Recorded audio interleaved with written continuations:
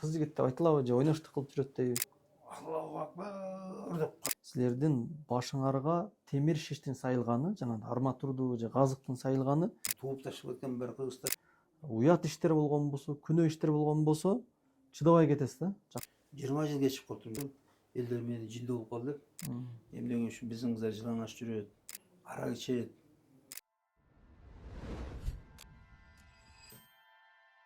Ассаламу алейкум, урматтуу Ачуу подкаст берүүнүн көрүүчүлөрү. Бүгүнкү пикирлешүүдө Кыргызстандагы ислам тарыхындагы ыйманга эмгек кылган биздин устаз Шейх Өзбек Ажы Чотонов бизге өз пикирин айтып берет иншалла. Салтка байланыштуу жана элдин туура үгүттө жүрүүсүнүн тегерегинде өз пикирлерин баяндайт. Алгач сиздин ыйманга чакырууңуз, мусулман мындай акыйкатта жүрүүңүз негизи тубаса талант эмес, албетте мунун аркасынан көп китеп окуп, көп илим алуунун аркасында болгон. Кайсы күндөн баштап ушул дин жолун тандагансыз? Бисмиллахиррахманиррахим. 90-жылдары дин жок болчу да, айылдарда ушу түндүк жакта такыр жок болчу. 90-жылдары айылда 1-2 киши намаз окуйт. Молда кемпир экөө дегендей. Сайыз таркагандан кийин Болду. Ушу 90-жылдары Орозбек Кутманов айтчу эле, бизде экеле киши мурда ишчи, азыр экеле киши ичпейт деп. Ушу 90-жыл молда менен эле кемпир ичпейт, калган баары арак ичет. Ошондой заманда биз деле эч нерсе билбей динден жүргөнбүз. Анан 90-жыл мен Болгария эмеге барып, саякатка. Ошол жерден түрктөр келип мени кучактап, ассаламу алейкум, мусулмансызбы деп. Мен мен калпагым көрүп чуркап келет алыстан. Кучактап, мусулмансың деп, анан мен аябай сүйүнүп атам да, ыраазы болуп атам. Ушу чет өлкөдө мусулмансың деп мени кучактап. Анан мусулманмын деп, анан жанымда жүргөн шеригим врач. Ага айттым, көрдүңбү, кел арабча үйрөнөбүз, көрдүңбү? Бизди мусулман деп сыйлап атат деп. Ошол убакта мен арабча менен мусулман айырмасын билбей, ушу арабча бул мусулман экөө бир эле нерсе экен деп жүргөм да. Анан тиги англисче үйрөнүш керек деди. Менин шеригим, алда врач. Экөөбүз бир бардык да. Анан мен Москвадан келатып, арабский, русский словарь алып алдым. Анан окуйын десем окулбайт.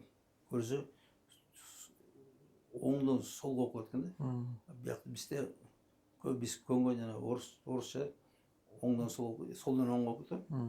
Тигилерде тескери окуйт. Анан атам айттым, атам, мен окуй албай атам го десем, ошо айылга барган отпускка. Атам жүрөөнө Курт молдого ошол билет деди да. Анан барса Курт молдо эмне кыласың дейт. Анан ушундай мен барып эметсем, мени алыстан келип кучактап, мусулмансыңбы деп сурап атты десем, анан мусулмансың деди, эмне дедің деп, мен ооба мусулман дедим десем, балам антип айтпайт да, мусулмансың деди, альхамдулилля мусулман деп айтыш керек дейт да. Анан мен аябай уялдым да, мен ошо кафедра, мединститут, республиканский больницада фактически молдо кызуучумун да. Бүт мусулманча жанагы кыргызча жанагы эмелерди, майрамдарды бәрін мен уюштурчумун да. Мен молдо, мен ошо жанагы Фатиха сүрөмөн, Ихлас сүрөсүн анан келмени билчүмүн. Анан ошо Куранды мен окуп, ушундай кылчумун да. Анан көрсө билбейт экен ошо жөнөкөй нерсе. Анан тиги киши айтты, балам, сен билесиңби, мусулманда эркек киши 12 жаштан, кыз киши 9 жаштан намаз окуш керек, ораза тутуш керек деп. Анан мен мен 20 жыл кечип калыптырмын дедим. Ошондо мен 32 болчумун. 20 жыл кечип калыптырмын, мага үйрөтүңүз дедим. Ал ошо жазып берди мага. Намаздын эрежелерин орустан менен. Анан мен бір 1-2 сааттай жаттап, анан баштадым намазды. Анан мен баштаганда атам чочуп кетти. Балам, эмне кылып атасың? Намаз окуп атам. Кой, тыштап койсоң күнөө болот. Мен ата тыштабайм, бул фарз турбайбы? Деп анан кийин күндө намаз окуп, анан кийин күндө молдого барам, анан молдого барып жүрсөм, элдер мени жинди болуп калды деп. Байынып калды. Шыр эле өзгөргөн себеп. Мен кабатты келип жана рабочий связовка. Анан молдого барып күндө китеп көтөрүп алып. Анан элдин баары өзгөчө аялдар ушактар баары жиналып калды бул деп. Айнып калды. Ушактар атып, анан айылдардан бүт айылдардан угушуп туугандарыбыз эмеге келип, энемдерге эме айтам деп көңүл айтышты. Баягы ушундай болуп калды ыйлап. Жин кирип кетти дегендей болуптур да. Ошондой болгонун. Анан мен кайттым отпускадан 2 айдан кийин. Анан кайткан күнү эле ушу 1-сентябрда биздин кафедрабыз, биздин отделение. Кафедра отделение баарын бириктирип туруп, азыркы Ислам университети турган жана Гоголдогу мечит бар го. Ошону кошунабыз жана Ислам университети. Дагы ошол жерге бар да. Bir күндөн мурда жер иштеген жок. Ошо алат эле. Ошо мен намаз окуганда эле мен да ошого. Ошол эле күн. Анан кийин бирде жумуш бүтөт, 1:30 мен азан, ошо менен мен кечке чейин ошо мечит жүрөм да. Анан бир күнү эл толтура болду. Анан эмне десем, ажыга кетип атабыз дейт. Анан жерде бир да кыргыз жок. Бүт баары Даргин, Дунган, Кавказ, Чечен, Ингуш, Татар, Уйгур, өзбектер да бир да кыргыз жок. Анан ошондо эмет кантип эле булар бешик барып биз баарыбыз озок кетебизби? Ошондой пикирлер ойгонгон.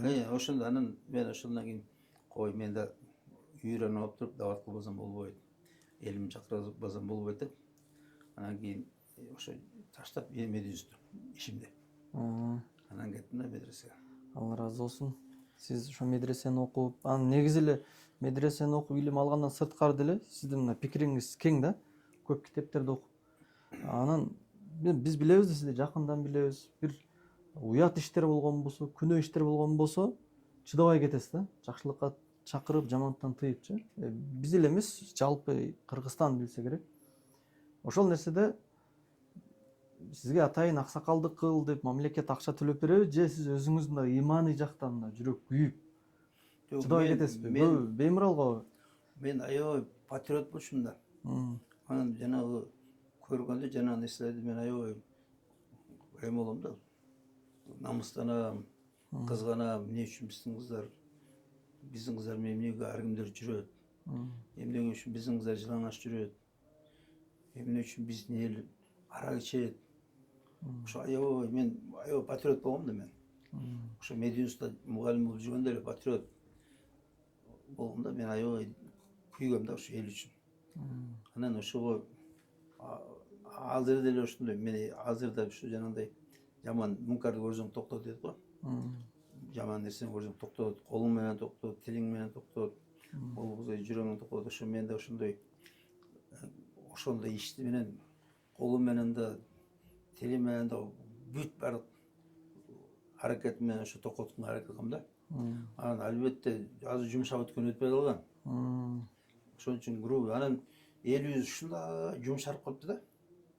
Баары культурный, баары маданияттуу, баары ахлактуу, бирок биздин эме балдарыбыз, кыздарыбыз күндөн күнгө жүрүш турушу аябай коркунучтуу болуп атат да. 24,5 миң аборт деп кече жакында эле парламент түшүрүп атат. Ал дагы ошо ачыгы. Официалдуу. Официалдысы андан да көп. Төрөмөнүн баары кыргыз кыздар, кыргыз эмгелер, карылар үйүнүн баары кыргыздар, детдомдун баары кыргыздар, тууп ташып кеткен баары кыргыздар. Күйөсүн да ошо кантип эле ушундай биз эң интеллекти күчтүү, эң образованный, сабаттуу, баарында 1-ден 2-ден диплом, баары профессор, доцент, доктор болгон. Анан эң худший состояние, эң тартипсиз, эң адепсиз, эң тарбиясыз биз. Ажырашуу биздики. Мен айтам, мына көчөдө бир да Дунган, түрк, өзбек, уйгур, кавказдын бир да кызы жок көчөдө. Жана чачын саксайтып, туулгатындай жылаңач жүргөн. Только биз да. Ошого мен аябай кейим, ошого күйөм, аябай намыстанам да ошого. жана өз сөзүңүздө айттыңыз го пайгамбарыбыздын сөзүн "Мен ра'a минкум munkaran falyughayyir biyadihi". Ким бир ката ишти, күнөө ишти көрсө колу менен өзгөртсүн. Андан кийинкиси фабилисанихи деп. Ошо колу менен келтектеген күндөр да болгонбу? Чыдабай кетип кээ бирке. Тааныбаган адам. Аябай мага катуу нападениялер болуп, мен жанагы ат менен койдуртуп жиберип адамдарды. Ушундай да болду. Мен аттын үстүнөн туруп келип сөгүшүп, ат менен сүрүп адамдарды. Ошого чейин болгондо биз циркке барып туруп, цирк жанагы христиан болуп кеткен цирктин ичи толтура экен. Ана бир күнү келди, мен медреседе отурсам, пайгамбарды оскорблять этип атат деп. Дагиндер. Каякта мына циркте. Ана жыйынып алып келдик. Анан келип алып туруп келсек ушундай организован экен, бүт аябай көнгөн, тренировать этилген экен. Ушундай болсо келип токтото турганда бузу кантиш керек, баары мынандай колдорун байлап, ушинтип анан тегереп туруп алды, мынтип алып колдорун бири-бирине тосуп жолду. Көрсө үйрөнгөн экен. Анан мен Аллаху акбар деп катуу кыйгырдым да. Жана даргиндердин баары медреседен эшпан талабанын баары Аллаху акбар деп кыйгыра баштады. Кыйгырып анан качты. Ошо бир 3000 киши цирктин ичиндеги тапырды баары бири-бирин төөлөп качты. Ошентип кубалап баары эч ким болбогон да. Ошондой да окуя болгон да. Жакалашып, соттошуп, аябай много эмелер болгон. Христиан болгон кыргыздар соттошту. Даже академия образования кирип алышыптыр. Алар менен бир нече жыл соттошуп, соттун ичинен жакалашып, ушундайлар болгон. Алла ыраазы болсун. Бул ажекелерибиз Союз жаңы таркаган учурдун молдолору да, акыйкатка чакыруучулар. Мына азыркы учурда биз сыяктуу имамчылык кылып, сабак бергендер анчалык дегенге деле сыноого барылбайт. Ашып барса сөгүшү мүмкүн. Анчалык жакалашканга чейин, соттошконго чейин барышы өтө эле аз да. Бирок ошентсе дагы зейин кейгени, динди бекем карманган адамдар деле пайгамбарыбыздын көп өкүмдөрүн аткарбай коет да. Мисалы сакал коюу эркек кишилерге бул милдеттүү эсептелинет. Суннаты муаккада, важип дегенге чейин барылат. Аял кишилердин жоолугу ушуга 5 убакыт намаз окуган адамдар деле каршы чыккандарына сиз оюңузду айтсаңыз, эми түшүнбөгөндөр болгон болбосо аны белгилүү, эми түшүнбөйт депчи. Бул боюнча да бир нече жолу митинг жасаганбыз. Ошо жоолукту коргоп, ошондо жанагы Жамал Фанбек кызы деген бар болчу. Турсунбай Бакир уулу ошолор менен бирге болуп, пресс конференциялар өткөрүп, митингдер өткөрүп, жоолук боюнча ар жакка барып, каттарды топтоп, ушундай иштерди жасаганбыз биз мурда. Ошо жоолукту коргоп. Анан эми мындай болуп атты, мына канча жыл болуп калды, дагы эле сакал азылышып, дагы эле сакалды мына өмүрүндө көрбөгөндөй сүйлөшөт да.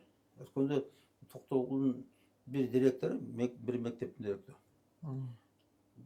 Булар баары сакал коебуз, анда эмне болобуз дегендей сөз сүйлөп атты. Эмнеге сакал коёбуз деп. Анан мен жаздым да эмеге, газетага. Сен жапайызыңбы сен? Сен өзүң Токтогулдан экенсиң. Ошо сенин мектебиңде Токтогулдун эстелиги да бар, сүрөттөр да тур. Ошода сакал бар. Анан жанагы 100 сомдуктарда, 20 сомдуктарда сакал, жана 1000 сомдукта сакал. Сен ошону күндө бересиң жанагы эмелериңе, мугалимдериңе. Тарыктагы чыган инсандар бар. Сен ошо сакалдан кантип коргоп жүрсүң сен? Ошо ушунчалык маңкуртизмде, маңкурттукта, буну мен маңкурттук эле дейм. Кантип эле сен, кантип эле силер ата-энелерибиздин жолугун көрбөй калдыңар? Чоң энелерибиздин, Курманжандын жолугун кантип көрбөй калдыңар? Акчада турда, акчада Курманжандын жолугу шантип эме үчүн жанагы хижап менен. Аны элечек ошо хижаптын бир түрү да. Кантип силер ошону көрбөйсүңөр? Мына Курманжандын бети менен колунан башка эч нерсе көрүнбөй туруп. Манас болсо сакал жан туруп. Жагып, алда Бакай, Манасты митип иллюстрацияны бүт эле улуу кишилер. Анан кийин кыргыз атасы тирүүдө сакал койгон эмес, анан баланы түрөбүн дейт да. Ой, каяктан алдыңар буну? Каяктан, мисалы, сакал деген өзгөрөт да 3 күн сайын өзүп кетет. Могундай болуп калат 3 күндө. Анан каяктагы бритва, каяктагы лосьон, каяктагы жылуу суу, анан баары эме болгон. Эркек болгон, жана согушчан аскер болгон. Мана же согушта жүрү, же эмеде жүрү, жанагы аңуулап. Анан ал жерде ошакта түнөйт. Тоолордун арасында, башка жерде, жолдордо, жортулдарда. Анан аттын үстүнө түшпөйт. Мисалы, жанагы чоң казакта 6 ай бою ат обуштуруп түшкөн эмес да. Казан аскан эмес. Ошо жанагы гүл азыктан жеп эле жүргөн. жеп коюп эле кете бергөн. 6 ай бою. Анан 6 айда сакал ким алды? Кантип алды? Атам тирүү деп карап отурмак беле. Кайчы да жок, күзгү да жок, бритва да жок да. Анан каяктагы кантип ошо мына логически келбей атпайбы булардан эмес. Анан мисалы мына чоң эле жазуучу өткөндө жазат, кыргыздар күйөөгө чейин кийген эмес, күйөөгө кыргыздар качан чыккан билебизби ошолор? Мына Памирдик кыргыздарды карабайбы? Мына Памирдик кыргыз кыздар. Булардын дини деле жок. Памирдик кыргыздардын дини аз, өтө аз. Илгерки кыргыздардын дининдей эле өтө аз. Алымдар жок. Ошолордон эле көрбөйбү? Мына кичинекей кыздар бүт баары жолукчан тур. Бүт жолукчан жүр. Илгери ошо 8-9 жашта эле берип койчу. Анан кийин кайненеси бир 13-14гө чейин аны өзү тарбиялап алчу. Анан кийин 13-14гө чыгып бойго жеткенде баласына кошуп берчү да мен.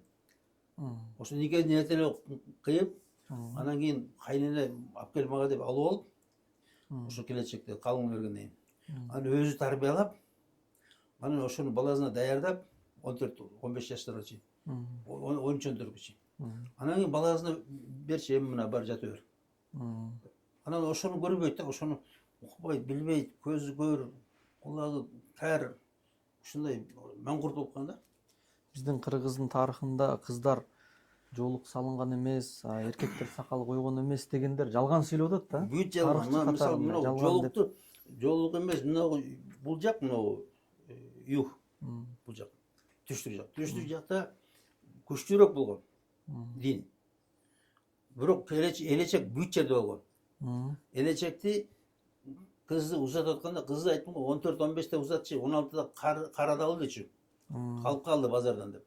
Ал бир оспа бир нерсе ооруганда күйөөгө чыкпай калып, ошо менен 16 жаштагы калып калганда, эмесе 13-14те берчи күйөөгө. Ошондо эле элечекти кошуп берчи. Ошондон баштап жоолук салчы. Ошондон баштап жанагы кичинекей кезинде чачын өрөп алып, кичинекей бойго жетилет убак болчу. Анан мисалы мына эң биринчи жоолукчу чечтирген мына коммунизм күчөйгөн убакта жоолуктарды чечтирди. Мына Буркаяны келип кино тартып, анан жанагы мына эмелердин Хамза Заде эле мына өзбектердин артисти. Ошо жерде да жанагындай жоолукту өрттөтүп паранжаларды чечти. Ал эмес паранжачан жүргөн. Бетин көргөзгөнбүз аялдар. Чоң аялдар бетин көргөзгөн эмес. Азыр деле мына Тажикстандын кыргыздары го кишилерге айтканда паранжа кийбесе бетин жабылат жоолук менен. Ошо уяттуулук, бул чоң уяттуулук болгон да. Башка эркектер ошо бетин карабасын, суксуңдабасын, суктанып карабасын деп мынтип. А биздин аялдар наоборот аябай сууланып көчөгө чыгат да.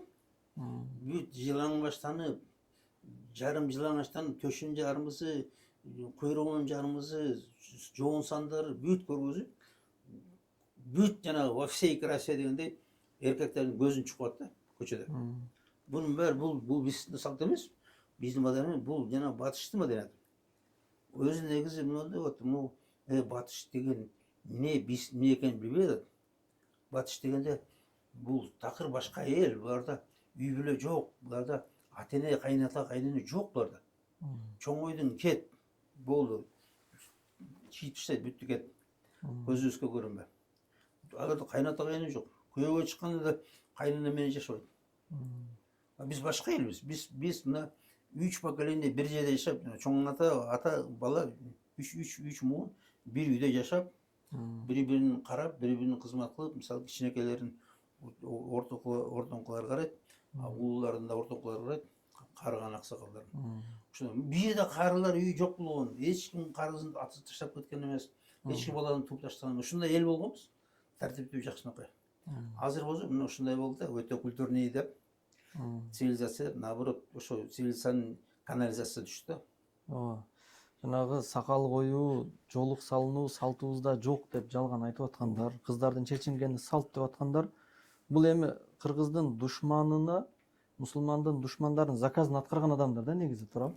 Азыр тарыхты карай турган болсок, дагы бир салтыбыз бар экен да, мисалы Алымбек Татка, Ормон-хан, Шабдан Баатыр деги эле тарыхтагы биздин ата бабалардын баары эле көп аялдуу болгон. Бирок азыр салтта жок деп туруп, ал маселени дагы бир бурмалашат да. Ооба, мындай да бул Тарыхта айтканча көп аялуулук өзү негизи исламдан мурда бар болчу. исламга чейин Исламга чейин араб өлкөлөрүндө деле, бизде деле исламдан мурдагы нерсе. Мисалы арабтарда деле жанагы Абу Бекир разияллаху, Осман разияллаху, Умар разияллаху баары 13-14 аял болгон. Ол убакта. Кээбириники 20-27 аялдар болгон. Анан пайгамбар саллаллаху алейхи келгенде келип туруп айтты, төртөөнүн калтырылып калганын кетиргиле. Жокпа. Ислам келип азайтты. Мына биздин тарыхыбызда бүт байлар, хандар, батырлар бир нече аял болгон. Бир аялы болуш алар үчүн уят болгон.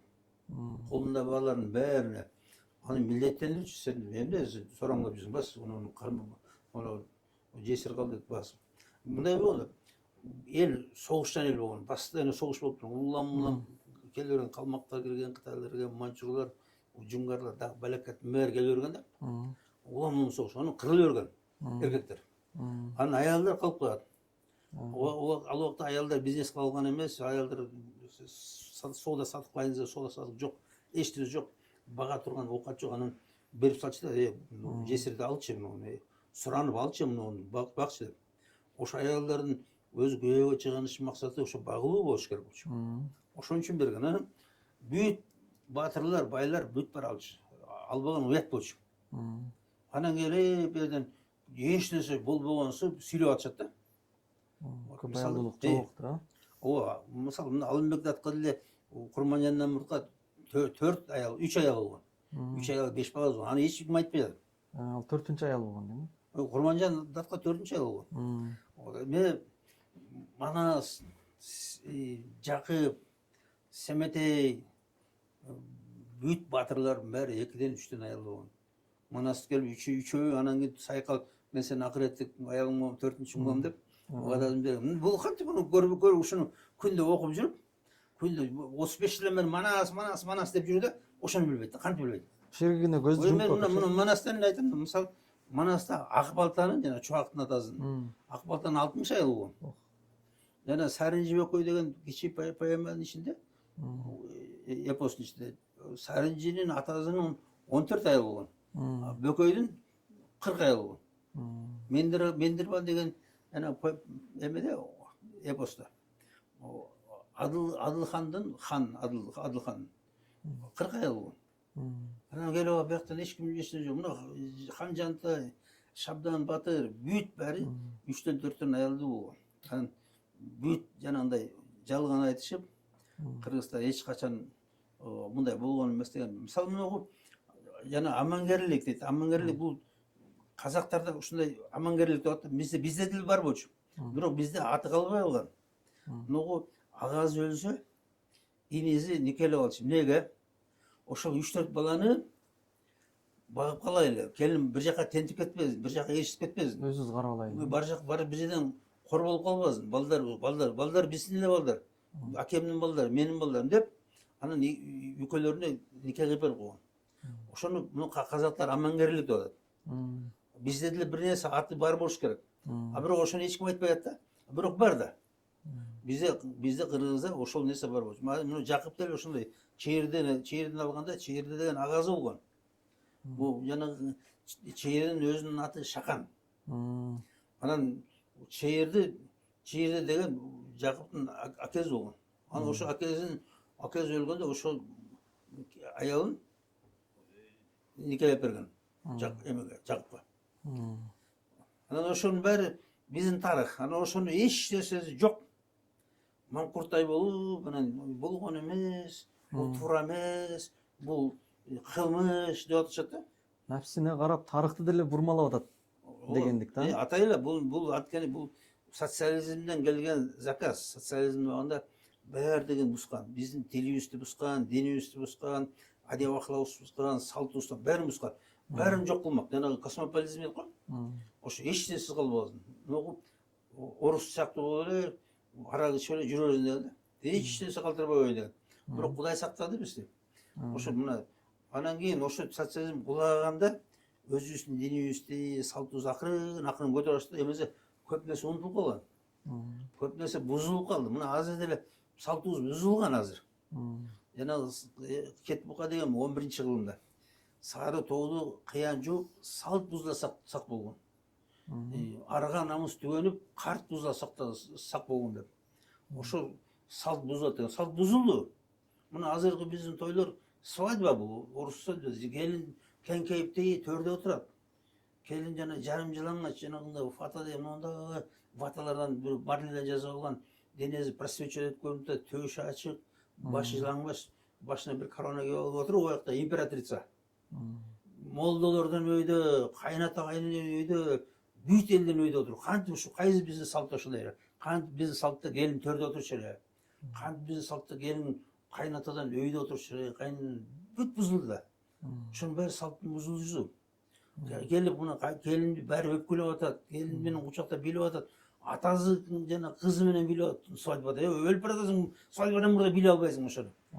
Эмне деген адепсиздик ошондой экен. Вообще эле каерде кызы менен билечи. Каерде вообще эле бий жок болчу да, кыргыздын бий жок болчу. Бийдин баарын орустар алып келип куруп жасап берди, социализм жасап берди ошону. Кыргыз бийлеген эмес, эч кимдин алдында бийлеген эмес, и вообще эле бийлеген эмес. Муну жинди бий деген ал жанагы шамандар трансқа түшүп жүрүп ошондой бир кыйшаңдаган бир нерсе бар болчу. Анан жана кара жоргону бий деп атат. Кара жорго бизге кара жорго калмактын бийи бул. Биз кыргыздыкы бий болгон эмес. Кыргыздыкы эпостор болгон, айтыштар болгон, комуз болгон, ошо эпостор болгон. А бирок бий болгон эмес. Мунагу өзбектерде, тажиктерде жана асерлийнер отуйт. Могу жерге отуруп таштаган элдерде бийлер болгон. Анжижанский полка, Намангальский полка, дагы башка Тажикстанский полка бар нерселер болгон да. А бизде болгон эмес андай. Бизде вообще бий болгон эмес. Одан мынау кызын, кыргыз кызын эч кимдин алдында бийлеткен эмес, эч кимге кызмат кылган эмес. Эч кимге кызмат кылдырган эмес. Бир да кишиге. Азыр бүт баары кыргыздын баары кыздар кызматта. Бүт ресторандын баары биздин кыргыз кыздар. Аэропортто минтип алып неметип атат, аэропортто бийлеп тосуп атат президенттер. Bunun bari namussuzluk bunlar. Bunun bari nam götürüp çıkıp. Nam götürüp yok da bunun. Uşun bari bu saltın bozuluşu bu. Ana bu saltın bozuluşu özü жақсы нәрсе емес. Saltın bozulsa büyük біздің образ жизни bozulады. Біздің тартиюбуз жок болот. Ана ошон үчүн андай оюнчук болуп калды. Аял деген оюнчук болуп калды. Ар жерге көтөрүп алып чыгара турган го. Алып чыгып эле, ар ким кучактап эле, ар ким өпкүлөп эле, анан кийин бардак болуп кетти. Боюна бүтүрүп койгон, башка ушундай ойношуп калды баары. Ошо жанагыдан башталды. Ошо аралашып, бийлеп, ананда ойноп отуруп, ошо жетип калды да. Биздин салтыбызды бузган адамдарга жыйынтыктай турган сөз да жанагы факт көп аялдуулук исламга чейин болгон. Ислам бир аялдан 4 аялга көбөйткөн жок, тескерисинче көп аялдан, жанагы айтканда 14 аялы бар, 60 аялы барды сен жетише албай каласың, адилеттүү боло албайсың деп 4ке чейин түшүргөн наоборот. Бизде бирөөнүн кызын жакшы көргөн болсо, куда түшүп келген болсо, шыр никелеп берген да, бирок азыр салттан чыгып кеткен эң чоң күнөөлөрдөн кыз жигит болуп жүрүшчү. Кыз жигит деп айтылабы же ойноштук кылып жүрөт дейби? Мына кыз жигит дегенди тыйыш керек. Мен айттым, кыз жигитти тыйып алса болбойт. Бул деген зына, бул ыплас нерсе, бул адепсиз эмес, бул настоящий кылмыш бул. Кантип эле сен бирөөнүн кызын келип бузасың? Кантип сен келип бирөөнүн кызын абийирин тебелейсиң? Сен бир кызы менен ошо ата энесин баарын сен келип бузутуп кетесиң. Кантип бул ушундай болду? Бузуп кетип атат. Анан кийин тиги аборт кылып атат. 24,5 миң аборт дейт. 24,5 миң бул күнүнө жылына 24,5 миң кишини өлтүрүү деген сөз. Бул аборт өлтүрүү. Буну жанагы эмелер кылмышкерлер, жанагы гинеколог, эң чоң гинеколог. Жанагы бозутуп кеткен эркектер, жанагы өзүн эркектерге сунуш кылган кыздар бүт баары булар чыныгы эмелер кылмышкерлер да. Ошону биз токотуш керек болбойт бул. Мына адеп менен, сый менен, урмат менен, намыс менен, не менен ушундай жашаш керек. Уят болуш керек. Уят, энесинин төрүндө бозуп калыптыр деген ушундай уят болгондо. Кой берчү эмес, кызын тим эле карап турчу, аңдып турчу, жеңеси жанында жүрчү чоңоюп калган кызын. Ошо сактачы да, бузуп кетпесин деп, өйрөсү ачылып калбасын деп ошондой болгонбуз, ушундай таза эл болгонбуз. Ана азыр бардак болуп кетти. Даже уялбай калды азыр. Азыр кызы Эмираттарда, Турцияда, Москвада союк кылып акча жөнөтсө ардамайт. Элдин баары уже билип атат, бул кызы акчаны жөнөткөн кызы кактап атканын билип атат алар. Бирок ушундай деңгээлге калып да, жанагындай намыссыз, уятсыз, бир маңкурт деңгээлине келип калды да. Ошо мына кыз жигитти тыйыш керек. Бул арматтагандар, бул ойноштук. Бул зина.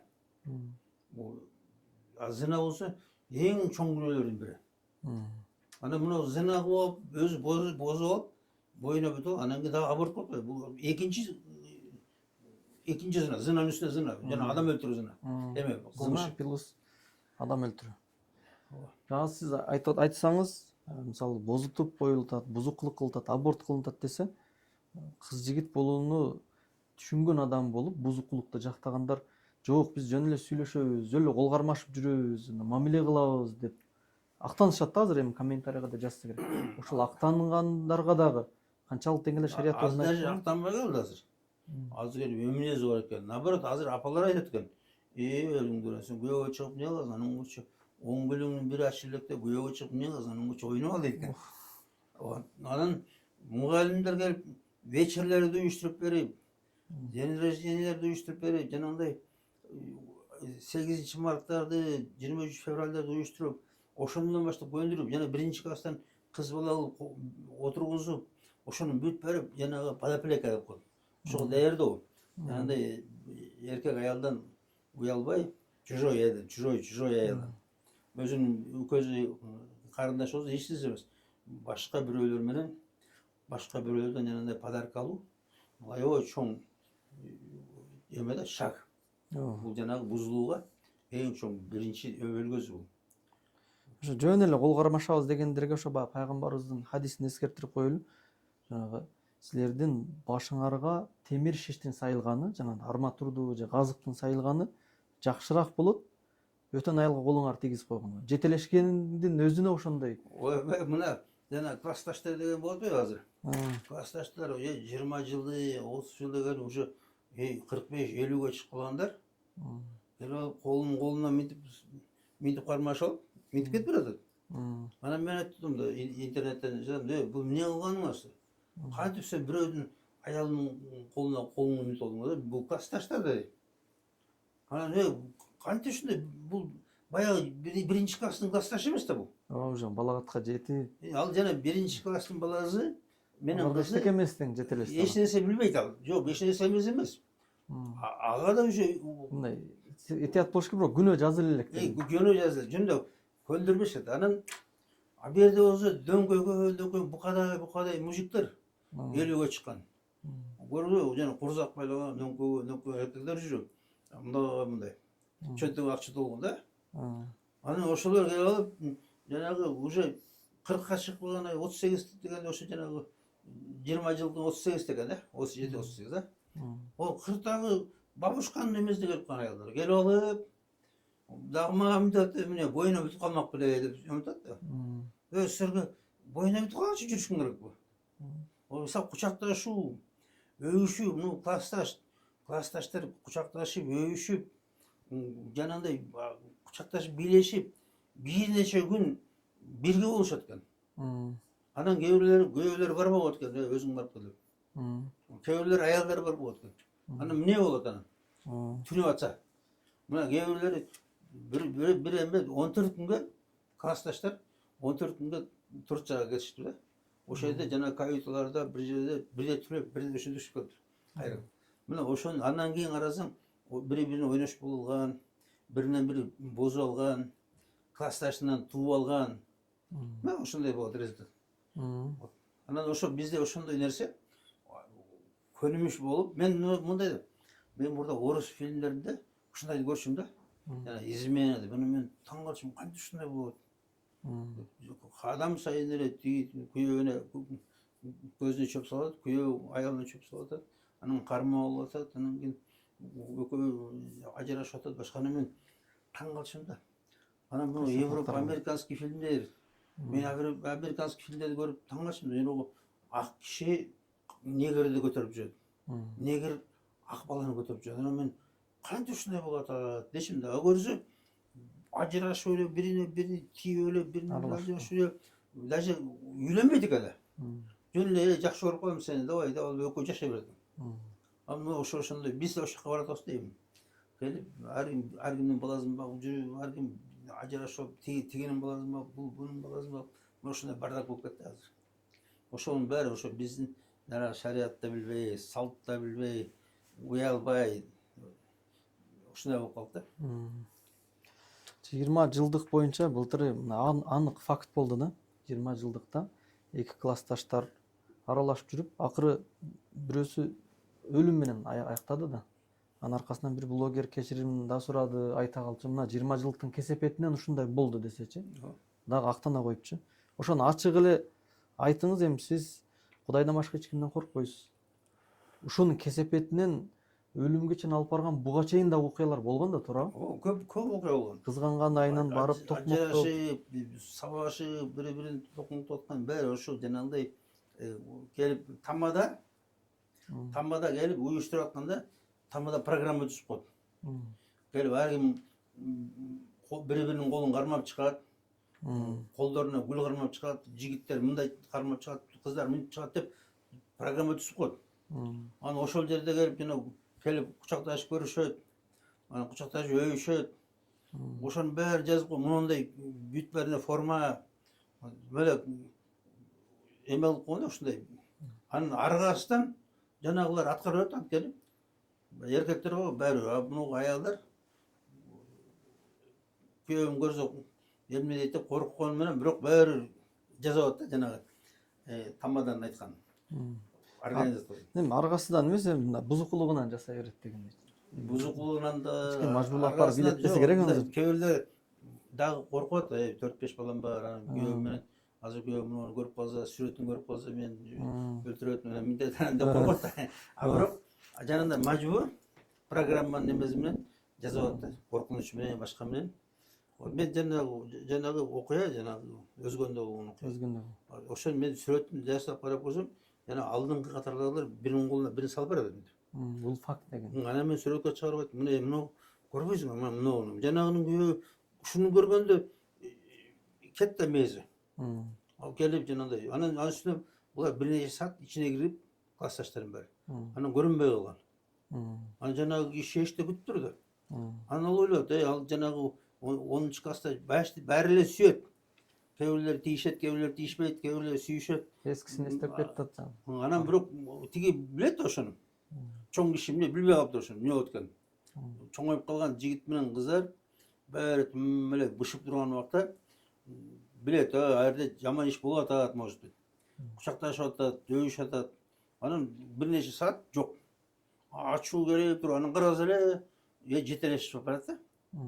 Анан ошондо жанагындай реакция жүздү. Мээзи иштебей калды, жанагындай аффект, анан жанагындай болуп кетти, кырсык. Ошон үчүн мен айтам, муну токтотуш керек.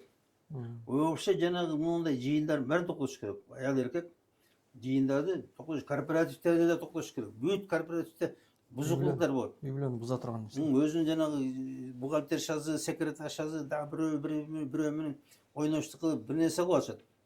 Бүт токтотуш керек. Ошол жерде ичилип атат. Бул биздин элдин салты эмес. Ошо мына чоң көп байрамдын баарын токтотуш керек. Биз серьезный эл болуш керек, серьезный. Мына чоң үй бүлө кура турган, үй бүлө менен бакып жашай турган, ошо кемпир болгуча жана неберелер тарбиялап, неберелердин авторитетин кетирбей жакшынакай жүрө турган эл болуш керек. Биз жанагындай ар биринде ээрчип, келип алып туруп, классташ менен кетип каласың, курсташың менен кетип каласың.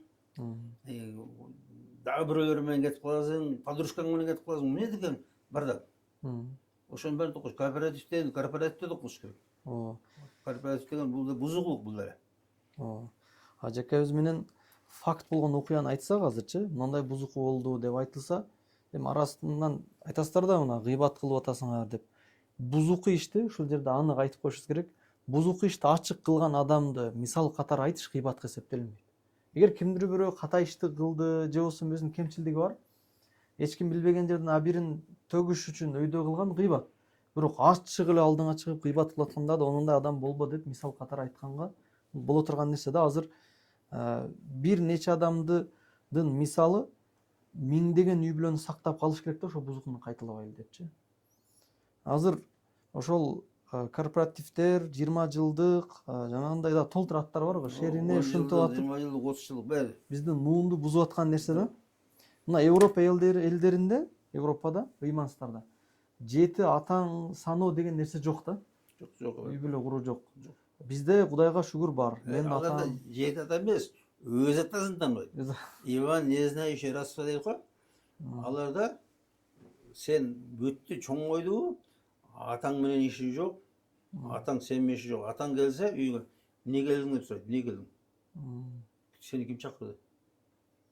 Кет. Түшүнөт. Жок. Аларда ата эне, бир тууган, кайната кайнене жок. Ошол коом, ал коом 100 жыл ажырашат. Даже үйлөнбөй эле жашай берет. Үйлөнбөй эле туу беришет. Үйлөнбөй эле жашай беришет. Жашап ажырашып берет. Эртесин тиге чыгат, бүрсүн буга чыгат. Ошол коомдуку биз үчүн үлгү болбош керек. Тескери үлгү болуш керек. Кокуу аны улоо деген. Биз тартиптүү эл. Ажырашуу болбойт. Ажырашуу болбоду дегени ал ошо түбөлүктүү көйгөйгө чыкты. Бул мен ушул жерден өтөм тиги дүйнөгө. Ушул жерден жанагы таш түшкөн жеринде калат дейт го, оор дейм. Ошол барган жеринде болду насмерть. Мен айтам насмерть. Ошо өлгүчө тургула ошол жерде. Болду, кетпегиле. Болду, уламдан бир айдан бирерге чыгарбай. Анан кийин 2ден 3тен жанагы балдарың жете калгандан кетесиң. Өзүң эмеңе тайына таязына калтырып кетесиң. Анан айрдан тайкелери кордойт жанагы. Кичинекей тайкелер белги жээндерди кордойт. Тепкилеп. Өзүң болсо качып кетесиң. Же бирөөгө балаң менен коштуң, балаңды зорлуктайт, балаңды өлтүрүп коет. Мына болот атпайбы ушундай? Өгөй аталар өлтүрүп коет. Өгөй аталар кыздарын зорлуктат, балдарын зорлуктат. Эгерде ошондой бузукулук алдын алынбаса, бизде деле 7 атаны унутуу азыркындай кесепеттер. 7 ата өзүнүн атасын унутуп калды. Өзүнүн атасын унутат ушу турушта. Биз деле ушундай жакындап калдык чынында. Биз деле 7 ата эмес, өзүңдүн атаңды унутуп калдың. Үйлөндү, бүттү, унутту. Кетти, катын приветствиясына. Жок ушу менен. Жанагы кече жакында феминисттер бир жөрөлгүлөрүн өткөрүп тынбайчы. Албетте Европанын акчаларын алып келипчи. Бирок жакшы президентибиз дагы аны колдогон жок. Туура эмес, салтыбызга дал келбейт депчи.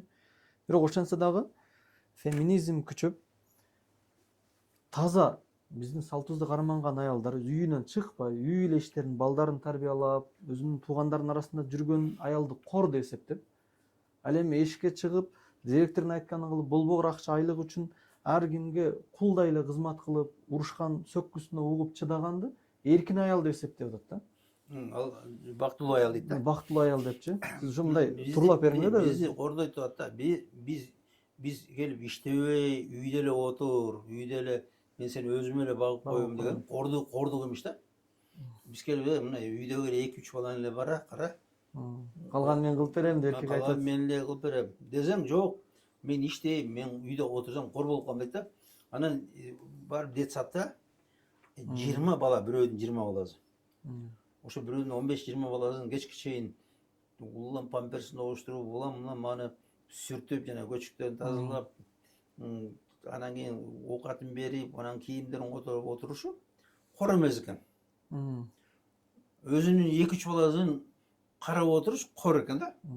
Өлчөө тетири болгон. Анан кайненеге мен чай койсом кор болуп калам дейт да. Кайнене менен күйөөгө чай куюп кор болуп калат экен 3-4 кишиге. Анан ресторанда кечке чейин 100 кишиге кызмат кылса, кор эмес экен. 100 кишиге мына мынтип ийилип, жылмайып, мындай кабагын бүрүп көрчү ошо. Бири да клиентке кабагын бүрүп койт. Баары мынтип жылмайып, сизге мына келтирейин деп мынтип турат да. Анда кор эмес, 100 кишиге. Келип бирөө туалеттин жууп атса, кор эмес. Анан өзүңдүн үйүңдө полуң жуусаң, кор. Өзүңдүн балаңды карасаң, кор. Анан бирөөдүн 20 баласын көчөгүн жууп жүрсөң, кор эмес. Ошонун баары ушу жана батыш үйрөтүп атат. Кор болдуңар, силерди кордоду деп. Болбогон айлык ошо оокатына да жетпейт, 15 000 сом алат. Оокатына да жетпейт. Ошо балдарын, өзүнүн балдарын детсадка берип койгон. Ошо 3 баласына 20 000 сом, 21 000 сом дейт. Алганы өзүнүн 15 000 сом. Анан жол кире, анан обед, башка анан кечке чейин ошо убакыттын баарын коротуп келет. Кайсы акыл берди? Эч кандай акыл жок.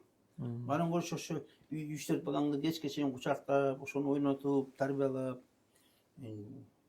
каалаган оңду эз алып, алар утат. Жок. Айттым го жанагы. Анан ресторанда байкуштар кечке чейин буту менен туруптур. Клиент келип туруп, өй дегенде учуп келет. Бөйдөн келип кайнене өй деп койсо, кайнене мени кордоду дейт. Мына ошондой жанагындай эме болот да, провокация. Атайын келип биздин үй бүлөлөрдү бузуп, атайын аялдарга келип жанагындай мына коучмендер, коуч жана психологдор бүт баары бузуп атат. Келип бизе күйөөңөр кордоп койду, анан күйөөңөр мынтип койду деп. Күйөө оор жумушта иштеп, акча табып келет. Эркектердин жумушу өтө оор. Жанагындай оор жүктөр ташыйт. Апасын жана машиналерде кечке чейин машиналерде отурат. Кечке чейин маршрутка айдап жүрүп, автобус айдап жүрүп, кечке чейин 12 саат айдайт экен. Анан кантип анан ошол келип сени кордойт анан. 12 саат иштеп келип анан кийин, мен оокатыңды берип койсо, жок, оокатыңды өзүң ичип ал. Mesela kor эмес. Кантип ушундай болду? Кантип турабыз ушу? Чыныгы акмак да. Анан бирок ошону ошолорго ишенип, бизге ишенбей атат. Биз айтабыз, бир күйөөдү сыйлай албаган бул кандай сен? Күйөө деген бул эң сонун белек. Мындай белекти эч ким бере албайт. Ушундай бир красавчик эркекти Алла Таала подарка берет ошо аялга.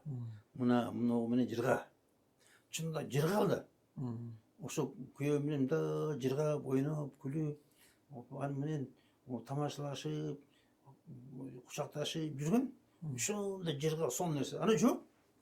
Ошо менен боксташып, ошону жамандап, ошодон качып, кандай болуп калды? Ошонун баары тарбия жоктук. Бизде эч кандай тарбия жок. Ошо күйөөдү сыйла. Мына биздин макал бар да. Эркектин пири энези. Аялдын бири күйөөсү. Бул кыргыздын макалы. Бул келип шариятта утат го. Жок, бул кыргыздын макалы. Кыргыздын макалы ушул. Биздин шариятта 100% туура келет. Бизде да айтат, апаңа акырайып караба. Апаңа үйүңдү чыгарба. Энеңе, чоң кайненеңе үйүңдү көтөрбө сен. Жанагындай наразы кылба. Ошо биз эркектерге да ошо апаң наразы кылат. Аялдарга айтат, күйөөңө ушундай кылба, күйөөңө акырайып караба, күйөөңдү наразы көзүң менен караба, күйөөңө ачууланба. Ошо бир эле киши. Ошо бир кишини сактай албай атат. Анткени ошо биздин тарбия туура эмес тарбия да. Биздики такыр өзүбүздүн мусулмандык тарбия, кыргыз адептик тарбия жок болуп калды. Алла разы болсун. Ошондо өз үйүңдө бала чакаңа күйөөңө эле кызматты кылып, каалаганда уктап, каалаганда туруп, каалаган нерсени алып бер деп айтып, үйүң туруш бул эркиндик чынында. Мен айттым, илгеркидей эшикке барып туруп, кечке чейин тезек менен жагып, түтүн жытап, Ондай дагы тема жок азыр. Кечке чейин жанагы суу отунду жагып, көзү ашып жок андай. Азыр мына газды минтип коесуң, светти минтип сайып коесуң, бүттү, оокатың бышат. Жок, кор болду, кокуй, өлтүрдү мени деп элдин баарына анан сени ким багат? Анан өзүңдү өзүң багасың. Мен айтам, өзүңдү өзүң сүйөсүң, өзүң үчүн өзүң күйөсүң. Багып, ар кимдин чайын өзүң багасың, ошентип жүрүп. Анан корбол өлөсүң аягында. Оны индомдо. Sen gelip hiç kimde sıylavasın, hiç kim çağırırsan sağa da hiç kim çağırır. Sen de hiç kim görev yok. Anday katın hiç kim görev yok. Balаңа da görev yok. Sen balаңды да кууп жиберип бар экен. Ошол биздин салтыбыз, ошонун баары жанагы адамгерчиликке эзептелген салттар. Ошол салттар үчүн баары тартипке, жеңил жашоого эзептелген биздин салттар. Ошо ачык кыймыл болбосун. Ашыкча ысырап болбосун. Мисалы жана айттым, мына келинди башынан, аялды башынан дейт. Ушу келин да. Башынан келген күнү эле өзүнө ылайыктуу мамиле болуш керек. Sen gelin, жаңы келдиңби, али эч кандай права боло элек. Али. Бар да тез жакшынакай кызмат кыл. Оны кухняны сеники, давай. Так? Ал эч кандай кордо эмес. Сенин обязанностьуң ошондой. Ол ошо өзүнө ылайыктуу. А биз келип алып, жок, королева красоты, артында 5 лимузин, алдында 5 лимузин. Анан кийин кетип баратат жана королева. Анан барып төрдө отурат. Аксакалдар тура калат, кач калат, келиңер атат десе, бүт аксакалдар турат да. Ошондон башталат. Ошондон баштап туура эмес мамиле. Жанагындай эмеси жок, укугу жок эле чоң нерселер берилип атат, сый көрүнүп атат, салтанат. Ошол эч туура эмес да. Ошол азыркы сөздүн мындай салт жагына караганда аял киши көчөгө чыгып иштеген өзү негизи кордук. Үйдөгү олтурган, бул салтка салганда бул эркиндик, жыргал. Аллах Таала да Кур'анда вакарна фи буютукунна деген, аялдар үйүндө олтурсун деген. Кокус эшикке чыгыш керек болгон болсо дагы жасанбастан мындай жабынган кийиммен гана.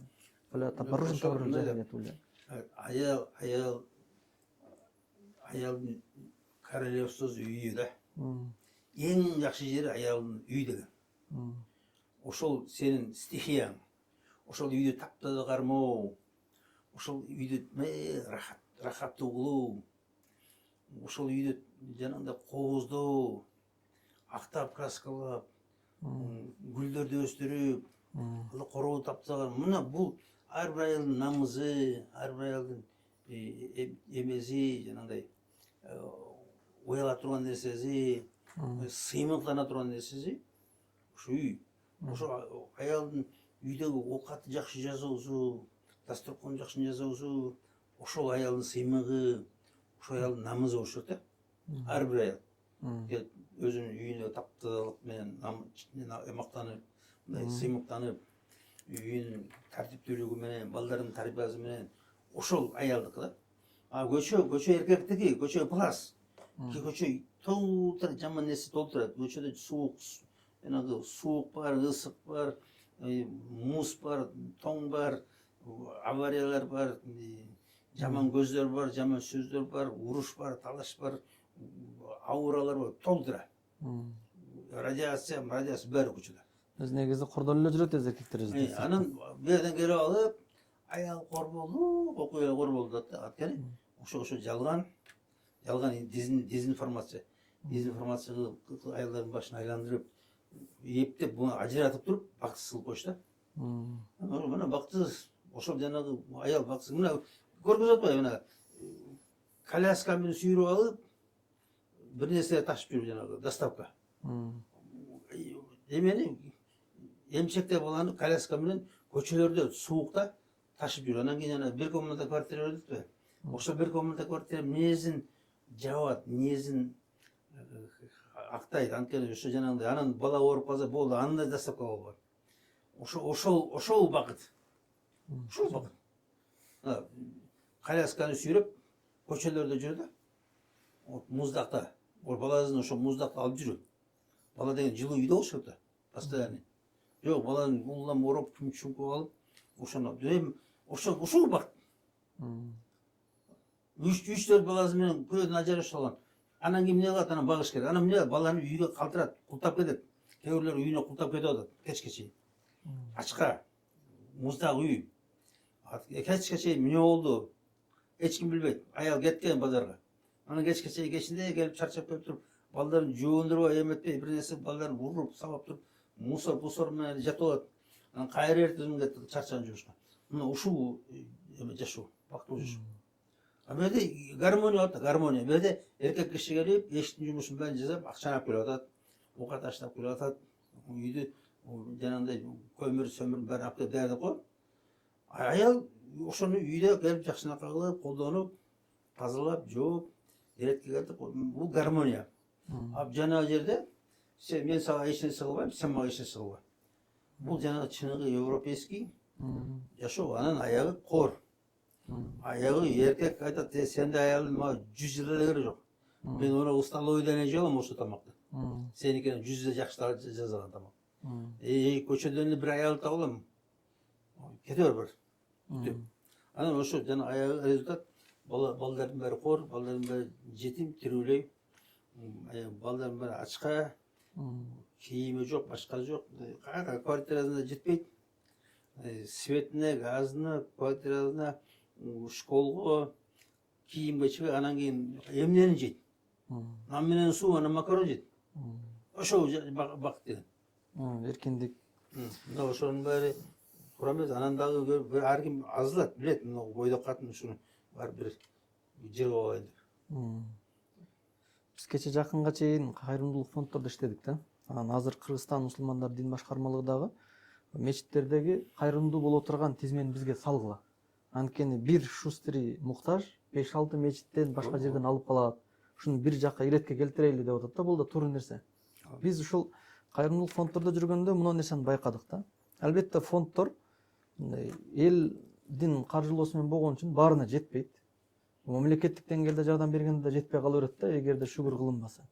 Ушундай окуяларга көп кабылдык да. Келип мен муктажмын деп өтө бейшара болуп келет. Анан тизмеге алгандан кийин өзүнүн балдары бар да. Сурайт. Сен канчалык деңгээлде муктажсың? Атаң барбы? Акаң барбы? Бир тууганың барбы? Мына балданын аталары барбы? Номерлерин бер, мен чалып сүйлөшөм. Чалат. Мына эмне карай албай калдыңар? Кыйналып калыптыр. Эгер карай албасаңар биз карайбыз деп чалышат да. Көп аялдар ошого келгенде номерлер бербейт. Жардам бербесеңер бир болуп кетип туруп, башка жактан да жардам алышат да. Анан түбү эмнеге дегенде, өзү бир туугандары деле өзү колу кең эле, мындай бере тургандар эле болгону мен сага жалдырабайм, бирок бирөөгө жалдырайм деп көчөгө чыгып алган. Даже үйдө эле бар, айылда, бирок атайын шаарга келип, общиталардан арендага алып туруп, анан жупуну кийимдерди кийип алып туруп муктаж болуп сурайт. Бирок ошол эле маалда биринчи кезекте туугандарын каржыласын. Алар каржылай албаса биз каржылайбыз деп каржылайт да, туугандар сетин карабай койгондор. Бирок туугандардын номерлерин беришпейт да качып үчүн. Кебекилер берсе, мындай туугандар деле карабайт. Мындай да кыз киши, кыз киши чоңойгондон кийин бара турган жери күйөө болуш керек. Күйөөгө чыкта эч кимге мешет этпе. Барда ошол кишинин тилин тапта, ошо менен жакшынакай жаша. Анан келип алып 2 балаң, 3 балаң менен келбей бияка. Бүйөдө сени эч ким батырбайт. Бүйөдөн кор болосуң. Балдарың да кор болот, өзүң да кор болосуң. Алда келиндин балдары сенин балаң сабайт. Анан биз болушсак, ал келин да кетип калат. Бизге андайдын кереги жок. Кет. Анан кийин кетет. Анан кийин эч ким аны карагысы келбейт. Мына кыз чоңоюп эметкенде эч ким деле карабайт. Жөн эле тили менен сайрап атат. Биз ичи үскө батырган, тиш үскө батырып атат. Карабайт эч ким. Чынында карабайт. Карабайт. Бул мен көп көрдүм ошто. Карабайт эч ким. Эч кимге кереги жок. Сен күйөөңө керексиң. Сени сүйгөн күйөө карайт сени. Алдын бәрин жумшап карайт. А башкаларга сен бир тиын кереги жок. Бузукуларга бир сатка кересиң. Андан кийин эч кимге кереги жок. Өзүңдүн туугандарыңа да кереги жок. Карабайт эч ким. Эч ким сага жардам бербейт. Бираз жардам берип коюшу мүмкүн. Кичине үтө бала күйөөң өлүп калганда, күйөөң өлсө жардам бериши мүмкүн. Анда деле бираздан. Күйөөң өлбөй өзүң жөн ажырашып кетсең эч ким жардам бербейт. Анан өзүң корусуң, ар кимден тилемчеп жүрөсүң, ошодон уялбайсың. Жакшынакай күйөөдөн качкансың. Мен мисалы менен айтам, мен эркектер жаман деп, эркектер нормальный эле. 90% эркек нормальный, кыргыздын эркектери. Адамгерчиликтүү эле, зөкүрү аз. Анан сен келип тилиң менен уламам чагып атсаң, алда келип бир нерсе урат да. Анан сага окшоп чыгарып турган тил жок да. Келип туруп сенге чакканда жылан чыккандай болуп атты. Анан жыланды деле урасың, ошондой да. Келип эркек урат анан. Алда чаба албайт аялды. Тили жок да эркекте. Анан ошондо мушташ болуп атат, анан жалжал болуп атат, анан баракеттин баары болуп атат. Анткени ошо провокация жана аялдан болот. Ошо мына биз ушу кыздарыбызды ошого жакшы тарбиядык. Кызым, мына мынауга көрдүң, мына эки көзү бүтүн экен. Эки кулагы бүтүн экен. Акылы нормально иштейт экен. Эки колу бар экен, эки буту бар экен. Бүкүр эмес, башка эмес. Нормальныйбы? Нормально. Чык да. Болду, ушу менен жаша. Өлүп кетсең да жаша. Болду, келбе. Наоборот, сен буну менен урушпа, бушашпа, анда бул да урушпайт. Өзүң келишип жашады, Жаша. Анан жок, андай тарбия жок. Булардын баары интернет тарбиялат.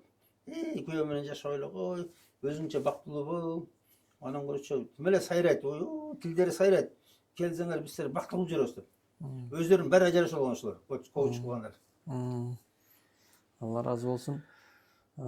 Устаз, чынында биздин эл, мусулмандар сабакты пайгамбарыбыздан, динден, илимден албастан, биздин ата бабабыздан, ушул аксакалдарыбыздан албастан, ушул коуч, башка мотиваторлордон алганын эсебинен үй бүлөсүн бузуп, башын мычкып кармап калып атат да. Аллах разы Бир эки болсун. барганда эле ажырашпайт экен. Анткени туура эмес жерден алынган. Ошого сиз алтын башыңыз аман болсун, ушундай бизге кеп кеңештерди айтып, дегеле бизге эле эмес, бүт кыргыз элине айтып келатасыз. Негизи эле ал биздин Орто Азия эли болуп келет. Аллах разы болсун. Ушул кеңешиңизди айтуудан токтобоңуз насип кылса, ушул кеңештериңиз кыяматта даражаңызды көтөргөн болсун. Биздин студиябызга конок болуп келгениңизге чоң рахмат. Аллах разы болсун. Насип кылса биздин пикирлешүүбүз, подкастыбыз уланат. Убакыт деген нерсе аягына чыгып калгандыгы себептүү кыскарттык. Насип кылган болсо дагы бир келип бересиз. Насип кылса элдердин талабына жараша дагы суроолорубуз. Алла силерге да ийгилик берсин. Силердин да ушу кылган амалыңарды Алла кабыл кылсын. Чынында баарыбыз биргелешип иштебесек болбой калды. Биз аябай көп кечигип калдык да. Тарбия берүүдө кечигип калдык. Чынында жанагы Жапыкеев айтат го, силер кечке чейин эле намаз, орозо, дарат, сакал, жоолук менен жүрө бересиңерби? Мына элге керек десе айтпайсыңарбы деп. Ошо биз да кечигип калдык да. Биз ошо жанагы өзүбүздүн намазыбызды, эмебизди үйрөтүү менен айып болуп, мына үй бүлө жагы, адеп акылак жагы калып калды да, тилекке каршы. Анан ошо силер жанагындай аябай подкасттар менен эмелер менен аябай жакшы нерселер жазасыңар. Алла разы болсун. Алла разы болсун. ийгилик берсин. Иншалла силер менен жакшылап иштешебиз да.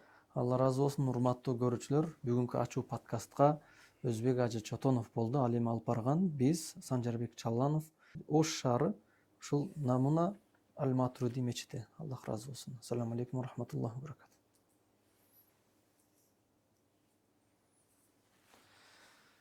Алла разы болсун, ажеке.